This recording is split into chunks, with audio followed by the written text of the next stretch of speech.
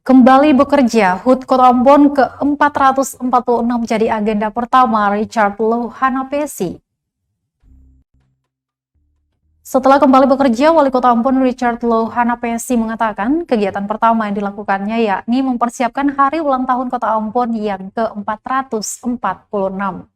Meski demikian, Lohana-Pesi masih enggan menyebutkan bagaimana perayaan hari jadi salah satu kota tertua di Indonesia ini.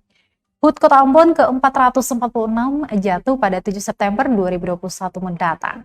Tahun lalu, upacara peringatan HUT Kota Ambon dilakukan secara virtual, serta pemerintah Kota Ambon mengadakan lomba-lomba antar desa dan negeri, seperti lomba kebersihan dan mural. Sebelumnya, sejak terkonfirmasi positif COVID-19, Lohana-Pesi kemudian menjalani perawatan di RSUP Dr. Jelemena dengan gejala awal batuk ringan. Sebetulnya seminggu yang lalu saya sudah CT-nya sudah tinggi sekali, sudah hampir 40. Jadi secara medis itu sudah memungkinkan untuk beraktivitas. Tapi hasilnya itu masih positif.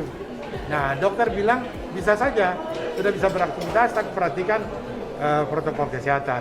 Cuma saya nggak mau karena bisa saja itu digoreng, itu dibully lagi. Nah, itu dan itu tidak mengedukasi buat masyarakat.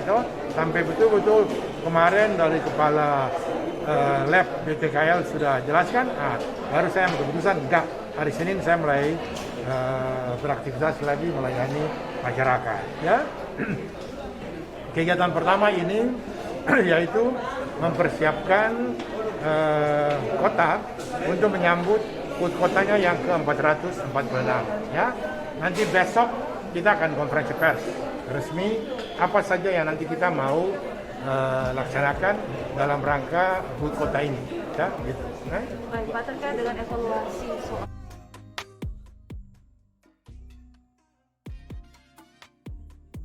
Terima kasih sudah nonton. Jangan lupa like, subscribe, dan share ya.